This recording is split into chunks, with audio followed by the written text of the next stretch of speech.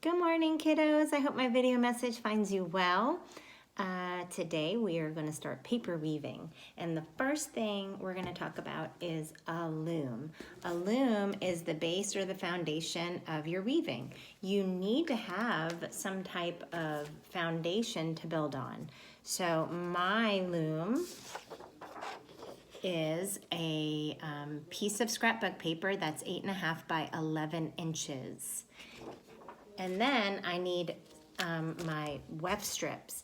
They get woven into my loom, and they are about 1 inch and then 8.5 to match the width of my scrapbook paper. So let's get started with our looms. You're gonna take your paper and you're gonna fold it like a hamburger. So it looks like this. So you have an open side and a closed folded side. And then on the open side, I want you guys to fold it again, about 1/2 inch.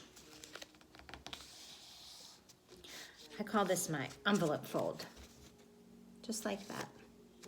So look, I have my closed fold, and this was open, but now I've added the envelope fold. This line tells me to stop, so I don't cut past that line. That's all this fold is for. And I have some fancy scissors, but you could use plain regular scissors too. So you're going to cut a line from the closed fold all the way up. Now, before you start this, if you're one of my K4 students or kindergarten students, you might need a little help with this step. Although kindergarten has already done paper weaving with me in the fall, and then the other grades, 3rd grade, you made a dream catcher, so you've practiced the weaving process, and then 4th grade, you made 2 contrasting paintings and you wove them together. So you won't need any help. But my K4 students or kindergarten, you might need a little bit of help with this step. So you're gonna find the middle of the closed fold. If you cut it here, it's gonna fall apart. And you're gonna cut straight up. So, is that the middle? No, it's so weird teaching and I don't have students talking back to me. Is that the middle? Now I feel like Dora. Is that the middle? Yes. All right, so I'm gonna take my fancy scissors and I'm going to cut all the way to that fold. Now, if you don't cut to that fold, you won't fill in your whole weaving. You have to make sure all these vertical lines you're cutting goes all the way to this envelope fold. If you stop here, well, then your weaving will stop here. Now I have 2 halves. I need to cut in the middle of my 2 halves, so I'll have 4 quarters. And I'm gonna go again and cut with my fancy scissors.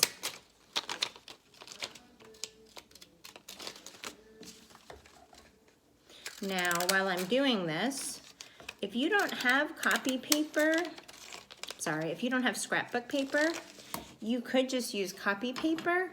And look at this pattern. You could do this with crayons or markers for your loom. You could decorate your loom any way you want. If you just have white paper, that's totally okay. And the same with your strips. I just happen to have construction paper at home, so I had a lot of options, but you can color your own strips in if you want it to be colorful. So right now I have 4 quarters. Now I need to go to each one of these, they're called warp strips. I'm gonna go to the middle of each one and I'm gonna cut up. But this time, I'm just gonna use my regular scissors. So make sure you cut up and you stop on that fold.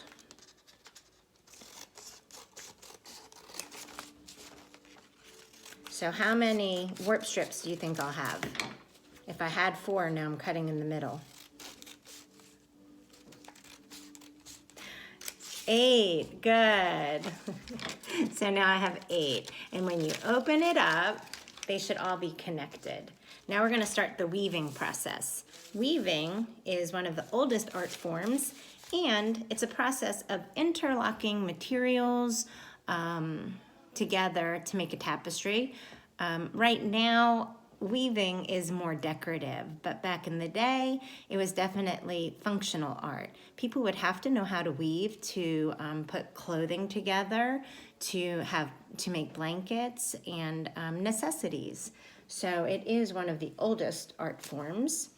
And we're gonna get started. So I have my weft strips all cut out, and just a reminder, they're the same width as my loom. And I'm gonna start with yellow. No, I'm gonna start with pink. I'm gonna start with pink, and I'm gonna try to show you guys.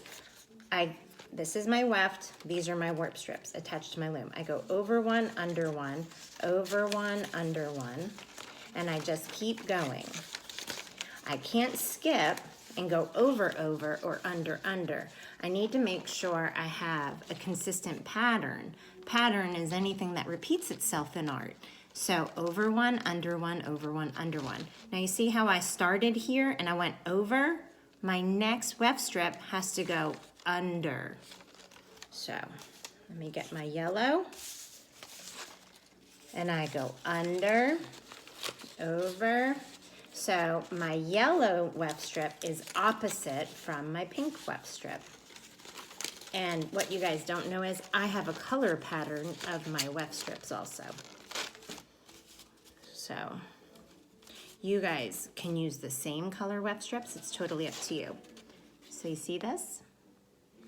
I started over on the first strip, and then the next strip was under. So what do you think my next strip will be? I'm having total Dora flashbacks. Right, it's gonna be over.